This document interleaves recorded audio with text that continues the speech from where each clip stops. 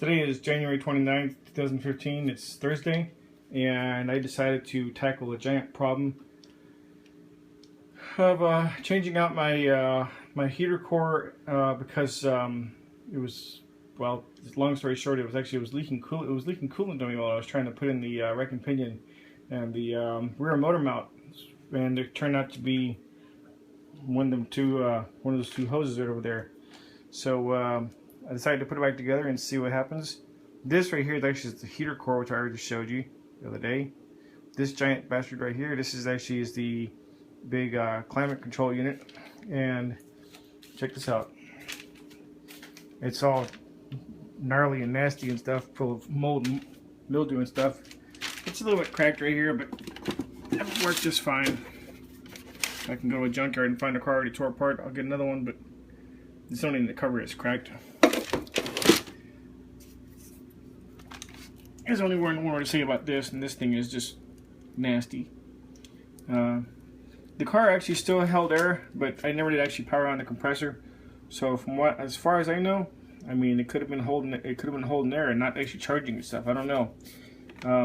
As we all know, when moisture gets into the system, when dirt and debris gets into the system, the moisture isn't able to, condensation isn't able to drain away, and so what happens is that it actually causes dirt to accumulate and causes mold and rot and develops pinhole leaks.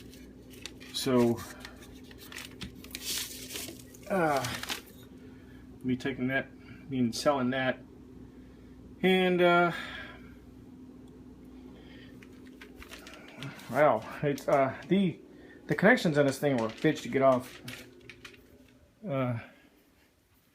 Show you what's going on out here. I'm actually going to take my radiator in too, because it's the only radiator I know over here. Volvo actually made it a little bit too complicated, but it's a unique design. It's nice to be cooling and stuff. But what they did was this right here is actually the bottom of the radiator. What they did was they made the radiator for turbo and for a non-turbo, multi-purpose. On the one side you just put plugs basically. So on the right side over here, what you do is you actually have these two plugs for the turbo, a drain for the oil lines, and on the left side where the blue rag over is, and over there, those actually for the transmission. It's a transmission cooler, so you have a micro little radiator fin on the side, and a little micro fin radiator on this side. And this is all kept separated and stuff. By the way, that's probably about $6 at the junkyard. Who knows? But just the dashboard itself is fun to take out. Let me show you what I'm talking about. We put some light on the subject. Basically had to strip the car all the way down, and just to take out the steering wheel, had to carefully remove the airbag, remove the steering wheel, blah blah blah, then remove the two stocks for the high beams and the windshield wipers, and then had to get to the remove the dash. And that giant hole over there is where the climate control unit goes. I'll show you some other stuff before this thing goes off. That's actually an intercooler, by the way. That's actually for the turbo. That has nothing to do with coolant or oil. Well, actually it does oil, but never mind.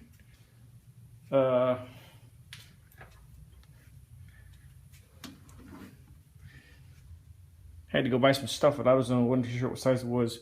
But this thing in there is so tight, I actually had to end up undoing one of those lines there because it wanted to come out the hard way and stuff. And this is all the debris and stuff that was actually in there and stuff. And so these little lines over here had like a little green dye in there and stuff. I don't know if it was leaking or not, but it's time to service it. And all the little seals are and stuff. So it's supposed to be some kind of an expansion tube thing in one of these tubes in here, but I don't see it.